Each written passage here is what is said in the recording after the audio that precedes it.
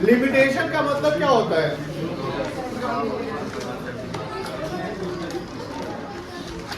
Limitation of planning का मतलब हुआ ड्रॉबैक। प्लानिंग करने से क्या नुकसान है? अब बात यह कि नुकसान और फायदे में प्लानिंग करना का रेशियो, यानी प्लानिंग में फायदे का रेशियो ज्यादा है कि नुकसान का रेशियो ज्यादा है? आप लोग लॉजिकली और सेंसिबली बताइए, प्लानिंग करने से फायदा ज्यादा है कि नुकसान ज्यादा है? फायदा ज्यादा है। 100% फायदा कह सकते हैं? किसी भी चीज में 100% बेनिफिट नहीं है, बट हाँ रेशियो प्रोपोर्शन जो है प्लानिंग से फायदा ज्यादा है, बट नुकसान है। नुकसान ये है कि सर ये रिजिडिटी को लीड करता है। रिजिडिटी का मतलब क्या होता है कि जब हमने एक डायरेक्शन बना लिया है, हमने एक रोड मैप तैयार कर लिया, पाथ बना लिया है, तो कहीं ना कहीं हम उसी पे फोकस है, और जब हम उस पर फोकस है तो हम इधर उधर यानी कहीं और भी फ्लेक्सिबिलिटी जो आनी है, कुछ चेंजिंग आ रहा है, उसको हम फोकस नहीं कर पा रहे, यही हमारी रिजिडिटी है। तो प्लानिंग करने से समटाइम क्या होता है, जो न्यू अपॉर्चुनिटी आता है समटाइम वो फोरगोन हो जाता है, वो अपॉर्चुनिटी कॉस्ट हो जाता है। अपॉर्चुनिटी कॉस्ट हमने बताया है कि अपॉर्चुनिटी कॉस्ट क्या होता है, जो अवसर मुझे मिल रहा है उस अवसर को हमने नहीं ले पाया। समझिए कि जैसे माने आपने प्लानिंग पे एक प्रोडक्ट डिसाइड किया, आपने प्लेस डिसाइड किया, आपने प्राइस डिसाइड किया, आपने कस्टमर बेस डिसाइड किया, तो प्लानिंग तो आप उसी पे पार्टिकुलर स्पेसिफिक जो चीजें उस पर करेंगे। तो समटाइम कहीं और अपॉर्चुनिटी बन रहा है, बट आपने सारा इन्वेस्टमेंट उधर लगा रखा है, तो इन्वेस्टमेंट की कमी के कारण आप सेकेंड अपॉर्चुनिटी जो है वो नहीं ले पा रहे, वही कहलाता है अपॉर्चुनिटी कॉस्ट। और इसका ये एक तरीके से प्लानिंग का डिमेरिट्स है, जिसको बोलते हैं it leads to rigidity. Rigid मतलब होता है, रिजिड मतलब क्या होता है, सख्त, मतलब कि आप वहां पर सख्त है, रिजिड है, आप चेंज नहीं होना चाहते। डायनेमिक और रिजिडिटी में अंदर हो गया, डायनेमिक हो गया फ्लेक्सिबिलिटी, और रिजिडिटी क्या हो गया आपका फिक्स्ड है, कोई दिक्कत नहीं है। इसका नोट इससे पढ़िए क्या लिखा हुआ है, once plan are made, once plan are made मतलब जब प्लान हो जाए, to decide the future course of action, मतलब हमने एक रोड मैप तैयार कर लिया, the manager may not be in a position to change them, manager इस पोजीशन में नहीं रहेगा कि वो चेंज कर सके। फॉलोइंग प्री डिसाइडेड प्लान, ये प्री डिसाइडेड प्लान का मतलब क्या होता है? प्री मतलब क्या होता है, पहले से, यानी जो पहले से हमने प्लान डिसाइड कर लिया है उस पर हमने काम किया है, तो ऑब्वियस बात है कि प्लान को हम बीच में नहीं छोड़ सकते, बिकॉज उस पर ऑलरेडी खर्च मेरे हो चुके हैं, स्टाफ हमने डिसाइड कर लिया है, लोकेशन सब कुछ, यानी उस पर बहुत सारा इन्वेस्टमेंट हो चुका है, तो आप उसको चेंज नहीं कर सकते। Which when circumstances are changed, circumstances का मतलब क्या होता है, सिचुएशन। अभी जैसे जो ग्लोबल, अब आप देखोगे जो इम्पैक्ट देखोगे, ग्लोबल ज्योग्राफिकल जो इम्पैक्ट देख रहे हैं, तो इंडिया पाकिस्तान में थोड़ा सा एक तरीके से वार जैसा सिचुएशन बना है, तो ऑब्वियस बात है कि उसके जो आसपास के बॉर्डर पे जो बिजनेस होगा, आसपास के जो बॉर्डर पे क्या होगा, बिजनेस है, ऑब्वियस से वो सर्कमस्टेंस चेंज होंगे, उनका बिजनेस का रिस्क क्या होगा, रिस्क में आ गया ना। may not bring positive results for organization. This kind of review of plan may create the difficulty. तो पहला लिमिटेशन या ड्रॉबैक क्या कहेंगे, it leads to, plan leads to rigidity. Plan leads to what? Rigidity. Planning may not work in a dynamic environment. जैसे पहला से दूसरा समझ में आ रहा होगा कि जब आप रिजिड हैं तो आपने गोल डिसाइड कर लिया, लेकिन सिचुएशन सर्कमस्टांसेस जो है वो चेंज हो गया, टेक्नोलॉजी चेंज हो गया, कंपटीटर नया आ गया, कंपटीटर ने अपने प्राइस को चेंज कर लिया। जैसे मान लो कि कोका कोला का कंपटीटर कैंपा कोला आ गया, तो ऑब्वियस बात है उसके बिजनेस के जो मार्जिन, सेल्स मार्जिन उसके कमी होंगे, बहुत सारी ऐसी चीजें होती है। तो जो डायनेमिक इन्वायरमेंट होता है, उस इन्वायरमेंट में प्लान हमारा वर्क नहीं करता है। हाँ, प्लान कब वर्क करेगा, जब प्लान में फ्लेक्सिबिलिटी आप मेंटेन करके चलोगे तो वर्क करेगा, अदरवाइज नहीं करेगा। बिजनेस इन्वायरमेंट, बिजनेस इन्वायरमेंट दो थे, इंटरनल एक्सटर्नल, याद होगा। एक्सटर्नल इन्वायरमेंट के कुछ फैक्टर्स है, बताओ तो दिव्यम तुम बताओ, बिजनेस इन्वायरमेंट का एक्सटर्नल फैक्टर क्या क्या है? मार्ग ठीक कर देगा भैया, पिछला चैप्टर पढ़ा है जो बहुत दिन चला था, बात ही नहीं समझता है। एक्सटर्नल फैक्टर एकदम इजी है, पेस्टल। एक्सटर्नल फैक्टर क्या है? Pastel, political, economical, social, technological, legal, environmental, यही ना है। क्लाइमेट चेंज हो गया, पॉलिटिकल, जैसे भी पॉलिटिकल पार्टी डिसीजन अपना चेंज कर रही है, लॉ चेंज हो गया, टेक्नोलॉजी चेंज हो गया, ये सब चीजें क्या है आपके पेस्टल एक्सटर्नल फैक्टर हो गए। पीछे जो चैप्टर आप लोग पढ़ते हैं उसको याद रखा करिए, बहाना मत बनाइए कि एब्सेंट थे नहीं पढ़े ये सब, है ना। It's very dynamic as there are changes continuously taking place in economic political. देखो यहाँ भी पेस्टल लिखा हुआ है, मतलब पेस्टल का कोई पॉइंट लिख दिया है। As for example if economic policies are modified, कल इंडिया में दो डिसीजन, मतलब दो घटनाएं, बहुत बड़ी बड़ी घटनाएं इंडिया में मेजर डेवलपमेंट हुआ। एक मेजर डेवलपमेंट जो एयर स्ट्राइक हुआ, जो रात के 2-2:30 बजे हुआ। एयर स्ट्राइक से पहले भी बहुत बड़ा डेवलपमेंट हुआ था, इकोनॉमिक डेवलपमेंट उसको कहते हैं। कल का जो डेवलपमेंट था, इकोनॉमिक डेवलपमेंट था कि इंडिया और इंग्लैंड यूके के बीच में एफटीए साइन हुआ। FTA free trade agreement. ये एफटीए क्या होता है कि इंडिया यूके से जो प्रोडक्ट इंपोर्ट होगा इंडिया में, उस पर टैरिफ को कम कर दिया, और साइमल्टेनियसली इंडिया एक्सपोर्ट जो यूके में करेगा तो उन्होंने भी टैरिफ क्या कर दिया, तो इंडिया में जो इंपोर्टेड प्रोडक्ट यूके से आने वाले वो सस्ता हो जाएगा, और वहां जो यूके में जो जाएगा वो भी क्या होगा, इसको फ्री ट्रेड एग्रीमेंट। ये भी मेजर डेवलपमेंट है इकोनॉमिक पॉइंट ऑफ व्यू से। यानी कल एक पॉजिटिव, ऐसे पॉजिटिव न्यूज दोनों है। मार्केट के लिए एक पॉजिटिव न्यूज क्या था कि वो एफटीए साइन हुआ। तो ये सब चीजें ध्यान रखिएगा कि डेली कुछ ना कुछ डेवलपमेंट होते हैं, तो एफटीए साइन होने से बताइए पॉजिटिव सिनेरियो है कि नहीं है, कि हाँ बिजनेस को फायदा होगा। जो इंडिया एक्सपोर्ट करता है, इंडियन कंपनी जैसे टाटा मोटर्स मान लो कि कार एक्सपोर्ट करती है यूके में, तो उनके कार ज्यादा बिकेंगे बिकॉज वो सस्ते हो जाएंगे। तो ऑब्वियसली कोई सामान का प्राइस अगर गिरता है तो डिमांड उसका ज्यादा होगा, तो सेल ज्यादा हो जाता है। तो ये सब चीजें हैं। तो ये इकोनॉमिक पॉलिसी में यही कह सकते हैं कि जो इकोनॉमिक डिसीजन चेंज होता है, जैसे आरबीआई ने पॉलिसी चेंज कर दिया, ये भी डिसीजन इकोनॉमिक में कहलाएगा। इकोनॉमिक पॉलिसी मॉडिफाइड और कंपटीशन समझते होंगे, जैसे जियो आया तो कंपटीशन क्रिएट किया एयरटेल के लिए, कैंपा कोला आया वो कंपनी क्रिएट किया पेप्सी और कोका कोला के लिए। इन द मार्केट में ऑफसेट द फाइनेंशियल प्लान्स। ये फाइनेंशियल प्लान क्या होता है समझा सकते हैं? जो आपने बजट बना रखा है कि इस प्रोडक्ट पे इतना कॉस्ट लगेगा, इतना हमारा एक्सपेंसेस होगा, ये हो गया फाइनेंशियल प्लान। तो ऑब्वियस बात है जब कोई डिसीजन चेंज होता है तो फाइनेंशियल प्लान मेरा बिगड़ जाता है।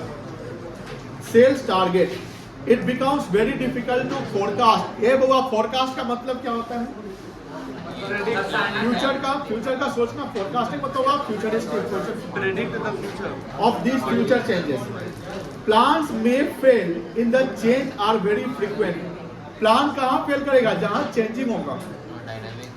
प्लानिंग कैन नॉट फोरसी मतलब आगे देखना everything and thus there may be obstacles. Obstacle मतलब बाधा, दिक्कतें, रुकावट।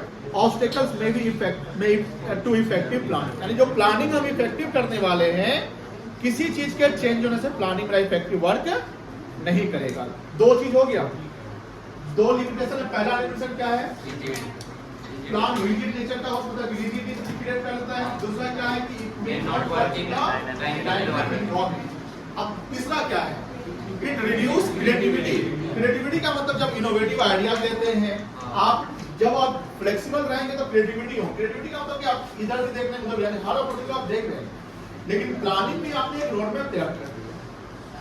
जैसे सपोज करके कि इंडिया फोकस कर रहा है पूरा पाकिस्तान पे कर रहा होगा, इधर बांग्लादेश मानो कि एयर स्ट्राइक कर दे गलती से नेपाल आ गया, तो इंडिया को तो शॉर्ट टर्म में शुरुआत तो नुकसान भुगतना पड़ जाएगा, लेकिन हाँ इंडिया उसको रिटेलिएट करेगा। बट अभी फोकस इंडिया किससे होगा?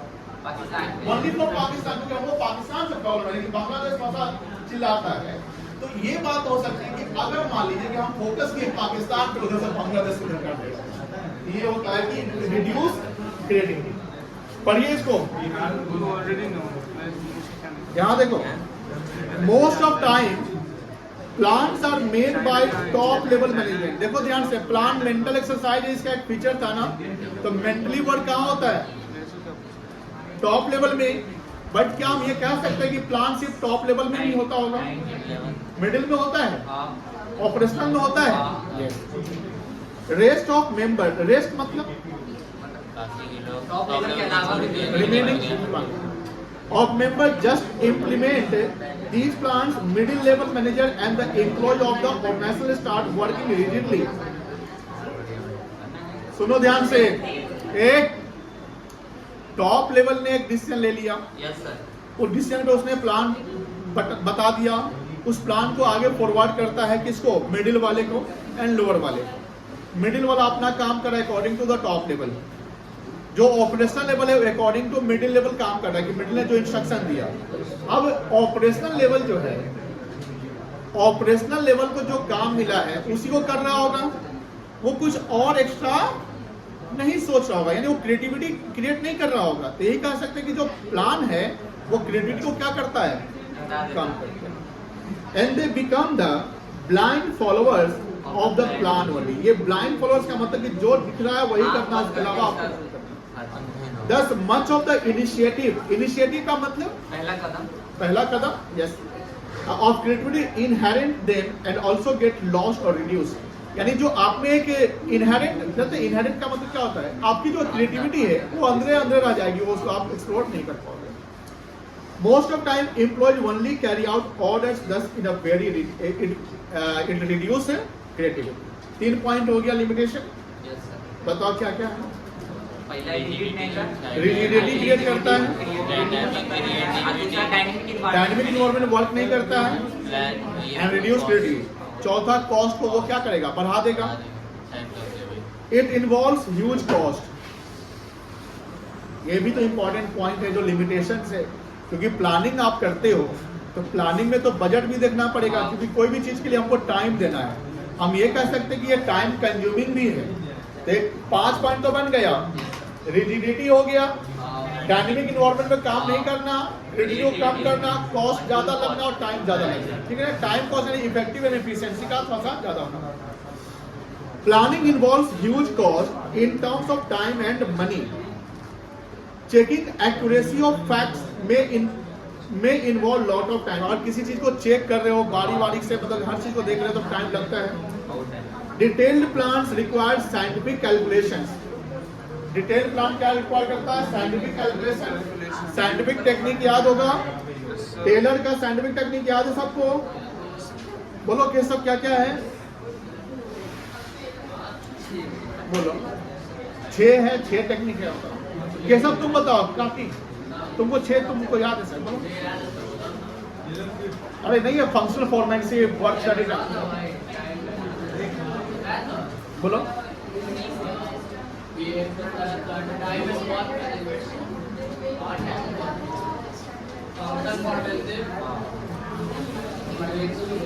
Pervasive plan, revolution. लिख सर, रिवॉल्यूशन एक एक्यूरेट एप्रोप्रिएट वर्ड होता है। और कोई बोल सकता है? एनी होते हैं? तू नाखून खा रहा है, बोलो तुम बोलो। Functional foremanship, work in time study, extension and simplification work. ठीक है, मेंटल रिवॉल्यूशन, सब ठीक है। आगे देखो, there is a lot of cost involved in planning, like expenses on board room मतलब बोर्ड मीटिंग वगैरह होता है, meetings, discussions where professional experts and preliminary investigation to find out viability of plans. Sometimes the cost incurred may not justify the benefit derived from the plan. Sometimes ये भी होता है कि plan करने में जितना कॉस्ट लगा और जो प्लान करने से जो बेनिफिट आया वो बेनिफिट कम है और कॉस्ट क्या है, ज्यादा। तो ये भी तो लिमिटेशन ही आ जाएगा। टाइम कंज्यूमिंग समझ गए, समय तो लगता है प्लानिंग करने के। प्लानिंग क्या सक्सेस का गारंटी देता है? नहीं देता। आप सब प्लानिंग करेंगे फ्यूचर के लिए, 100% सक्सीड हो जाएगा या टाइम पे सक्सेस, ऐसी गारंटी अभी प्रेजेंट में नहीं है। तो ये 6 पॉइंट हो गया। 6 पॉइंट इजी था। लिमिटेशन ये क्या है, रिजिडिटी को क्रिएट करता है, डायनेमिक इन्वायरमेंट वर्क नहीं करता है, क्रिएटिविटी को कम करता है, टाइम कंज्यूमिंग होता है, कॉस्ट लगता है और गारंटी का सक्सेस का गारंटी नहीं देता। 6 पॉइंट याद हो गया, फीचर्स याद है, और क्या था इंपॉर्टेंट 3 चीज याद हो गया ना, बोलो। फीचर, मेंटल एक्सरसाइज, फीचर में मेंटल एक्सरसाइज बोल सकते हो। इंपॉर्टेंट क्या बोलोगे, it helps in decision making, कह सकते हैं ना। और बोलिए, और फीचर क्या है, गोल ओरिएंटेड, कॉन्टिन्यूअस, परवेसिव, और क्या है, क्या, प्राइमरी फंक्शन, फर्स्ट फंक्शन तो यही ना है। और क्या परवेसिव हो गया आपका, तो ये आपका फीचर हो गया। जो इंपॉर्टेंस की बात, तो प्लानिंग से हमको क्या फायदे हैं वही इंपॉर्टेंस बनेगा। बात समझ रहे हैं? हम प्लानिंग करने से क्या गेन कर सकते हैं सर? लॉन्ग टर्म डायरेक्शन बन जाएगा, एफिशिएंसी इंप्रूव होगा, इफेक्टिवनेस बढ़ेगा, रोडमैप तैयार होगा, डिसीजन मेकिंग में हेल्प करेगा, रिस्क को हम कम कर सकते हैं। रिस्क भी बहुत अच्छा बात है, रिस्क को भी हम क्या कर सकते हैं? मिनिमाइज कर सकते हैं। ये सब इंपॉर्टेंस हो गया। जब इसके ड्रॉबैक की बात करते हैं तो मतलब इसके करने से कुछ तो होगा, समय लग जाएगा, पैसा लग जाएगा, सक्सेस को नहीं देगा, क्रिएटिविटी को कम कर देगा, रिजिड हो जाएगा और डायनामिक में काम। ये पॉइंट हो गया।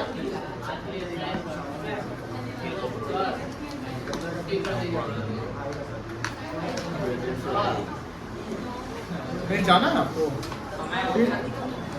शादी में जा रहा है सर। बुक सब लोग लाए हैं ना?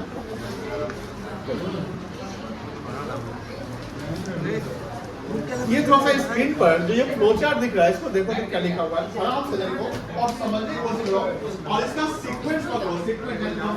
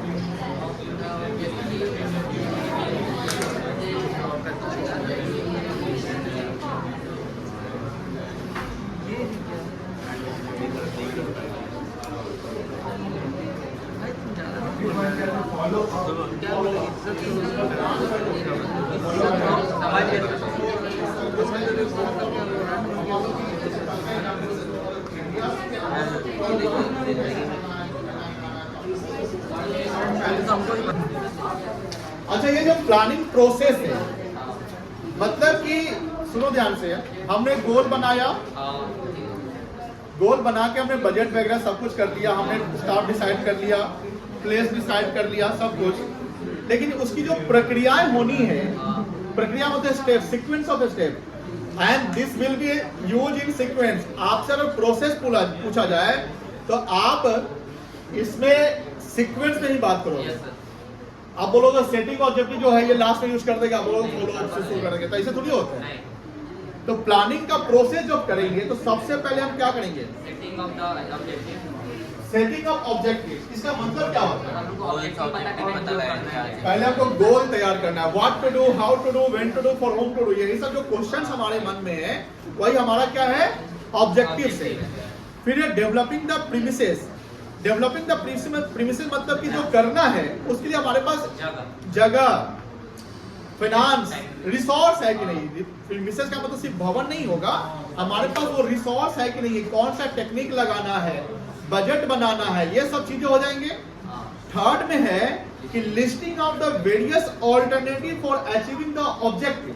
जैसे हमने बोला कि जब प्रीमिसेस डेवलप करने के बाद रिसोर्स की बात करते हैं तो हमको जगह चाहिए, अब वो जगह हम लीज पर लें कि खरीदे, वो भी तो क्वेश्चन है ना। लीज पर लेंगे तो हमको मंथली खर्चा लगेगा, खरीदेंगे तो वन टाइम कैपिटल एक्सपेंस लग जाएगा, यानी आपको ये भी देखना है कैपिटल बजट आपका कितना है। दूसरा, जब रिसोर्स की जैसे फाइनेंशियल रिसोर्स है, पैसा कहां से आना है वो भी देखना है। ये सब कहां डिस्कस किया जाएगा? प्रीमिसेस में। फिर हमारे पास ऑप्शन बन गया कि आप बैंक से लोन ले लेंगे, इनिशियल कैपिटल लग जाएगा, मार्केट में शेयर इशू कर देंगे, बॉन्ड इशू कर देंगे, ये सब ऑल्टरनेटिव्स है। ये एक ऑप्शन नहीं है, आपके डिफरेंट ऑप्शंस बनेंगे। अब बात यह रही कि जब हमारे पास ऑप्शन बन गए तो सारे ऑप्शन तो लेंगे नहीं ना, क्या देखोगे? कॉस्ट बेनिफिट देखोगे कि वैसा ऑप्शन लेना है। सेव है क्या? अच्छा, आगे पूरा कर दिया। तो जब हम ये देखेंगे कि बहुत सारे ऑप्शंस बन चुके हैं तो उसमें जो बेस्ट ऑप्शन है क्या है बेटा? बेस्ट ऑप्शन, सॉरी पहले तो इवेल्युएट कर लो। इवेल्युएट मतलब कौन ज्यादा लग रहा है और क्या कर लग रहा है, कौन कम लग रहा है। जो उसमें बेस्ट ऑप्शन है उसका हम क्या करेंगे? उसको सिलेक्ट कर लेंगे, सिलेक्ट करने का उसको अप्लाई करेंगे, अप्लाई करने का उसको हम फॉलो अप करेंगे जब तक गोल अचीव ना हो जाए। चलिए देखिए तो प्रोसेस का पॉइंट सब। पहले क्या होगा? पहले ऑब्जेक्टिव सेटअप कर दो। पहले क्या करोगे? सब लोग बोलेगा अरे सब नींद में रे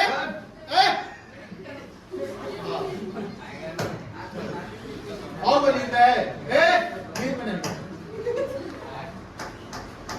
आ गया हो सबको? चलो प्लानिंग प्रोसेस क्या कर रहे हैं हम? पहला क्या? Setting up objective. दूसरा डेवलपिंग प्रीमिसेस मतलब बहुत सारे रिसोर्स को देखना। तीसरा बनाना, फिर उसको क्या करना? फिर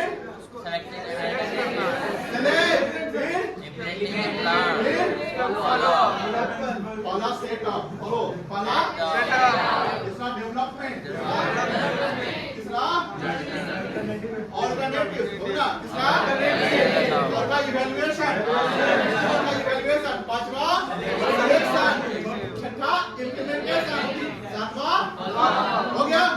एक एक वर्ड सबके यूज करना। 7 पॉइंट है ना? कितना पॉइंट है? 7 पॉइंट है। एक वर्ड पहला सेटअप बोलो, दूसरा डेवलपमेंट, तीसरा ऑल्टरनेटिव, चौथा इवैल्यूएशन, सिलेक्शन का बोलिएगा इवैल्यूएशन, पांचवा छठा सातवां। सबको याद हो गया? Very good. चलो उमंग खड़े हो जाओ। उमंग खड़े हो, पूछेंगे अभी अब इंडिविजुअल पूछेंगे। बोलो सातों पॉइंट बोलो। सातों पॉइंट बोलो। तो सेटिंग अप का ऑब्जेक्टिव है बाबा।